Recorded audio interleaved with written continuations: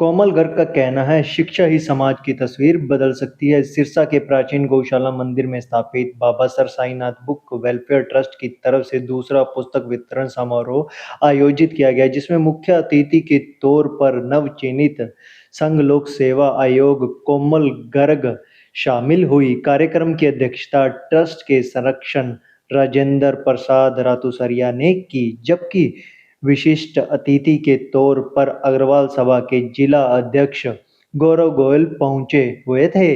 कार्यक्रम में मंच संचालन अनिल सैनी ने किया। इस दौरान कोमल गर्ग ने अपने वक्तव्य में कहा कि शिक्षा से ही समाज की तस्वीर को बदला जा सकता है। छात्र उचित शिक्षण ग्रहण करके अपने परिवार, समाज, गांव और देश के तस्वीर को बदल सकते हैं। कड़ी मेहनत का कोई विकल्प नहीं होता, मेहनत करने वाला कभी असफल नहीं होता। अपने शब्दों के साथ जिला की शान बेटी कोमल गर्ग ने बच्चों को कड़ी मेहनत और सच्चे मन से पढ़ाई करने के लिए प्रोत्साहित किया। उन्होंने अपने माता-पिता का सम्मान और पढ़ाई के लिए लगन, इन दो बातों को जीवन में अपनाने की सलाह दी है। वहीं गौरव अग्रवाल ने कहा कि बच्चे अच्छी शिक्षा और अच्छा ज्ञान प्राप्त कर के अपने जीवन को किसी भी कठिनाई में लड़ने के लिए सक्षम बना सकते हैं। अच्छी शिक्षा से ही अच्छे चरित्र का निर्माण होता है और अच्छा चरित्र ही व्यक्ति को अच्छा नागरिक बनाता है। पुस्तकालय अध्यक्ष एवं बुक बैंक के संस्थापक सदस्य गुरदीप सैनी ने बताया कि बुक बैंक पिछले 4 वर्षों से विद्यार्थियों को लगातार सेवा दे रहा है। आज 45 विद्यार्थियों को पाठ्य पुस्तकें, 4 विद्यार्थियों को स्टेशनरी का वितरण किया गया। बुक बैंक में महासचिव प्रेम कंदोई ने बताया कि बाबा सर साईनाथ बुक बैंक की तरफ से कोमल गर्ग और उनके माता-पिता व वरिष्ठ अतिथि गौरव गोयल को स्मृति चिन्ह देकर सम्मानित किया गया। इस अवसर पर संजय गोयल, प्रेम कंदोई, शमशेर शर्मा, सौजन्य बिलमेश, अनिल कुमार सैनी, फतेह सिंह विर्क, रतन सिंह, सीताराम खत्री, समाज सेवी रंजीत सिंह टक्कर, प्रीत चावला, पवन सिवर आदि उपस्थित थे। संघर्ष मेरा लंबा था। मैंने 3 साल पूरी इस प्रिपरेशन को दिया है और इस संघर्ष में सफलता सिर्फ मुझे पेरेंट्स, फैमिली इन सब की ब्लेसिंग्स के साथ ही मिली है।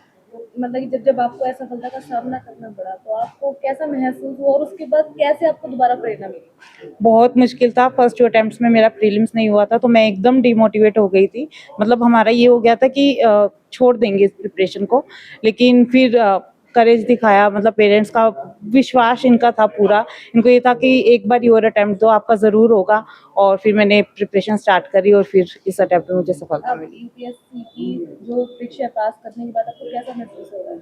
बहुत अच्छा महसूस हो रहा है। ये तो सोचा था कि सम्मानित किया जाएगा, लेकिन अब देख रही हूँ कि मेरे पूरा सिरसा और पूरे प्रदेश को बहुत गर्व महसूस हो रहा है। इसको देखकर तो बहुत बहुत अच्छा लग रहा है। आपको हर जगह से सम्मानित किया जा रहा है, आप हर जगह जा रही हैं। उस चीज को देख कर के आपने कभी सपने में सोचा था कि ऐसा कुछ भी हो सकता है?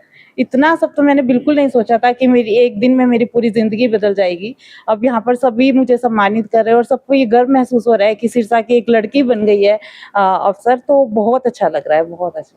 सपनों को छूने की उड़ान तो हर कोई देखता है, लेकिन उसको पूरा वो हर कोई नहीं कर पाता, लेकिन आपने उस चीज को कर दिखाया। तो बाकी बच्चों के लिए क्या मैसेज देना चाहिए? मैसेज मैं यही दूंगी कि असफलता मिलेगी, क्योंकि परीक्षा बहुत कठिन है, लेकिन आप अपना दृढ़ निश्चय लगा के चलिए और तैयारी करते रहिए। चाहे जितना मर्जी टाइम लगे, आप अपने पेरेंट्स का, फैमिली का, किसी फ्रेंड्स का, सबका सपोर्ट लीजिए और तैयारी करते रहिए। कंसिस्टेंसी मेंटेन करके रखना, सफलता जरूर मिलेगी आपको। हमने अक्सर देखा कि जब हम पहली बार में असफल हो जाते हैं तो हम हार मान लेते हैं। तो ऐसे बच्चों के लिए क्या मैसेज, जो पहली बार हार मान ली, दोबारा हुए तो फिर हार मान ली, लेकिन कोशिश नहीं करते? अगर अब मैं अपनी पुरानी जर्नी देखूं तो तब मुझे असफलता बहुत ज़्यादा मुश्किल हो रहा था कि मैं कैसे टैकल करूंगी, लेकिन अब देखती हूँ तो असफलता ने मुझे इतना स्ट्रॉन्ग बना दिया है।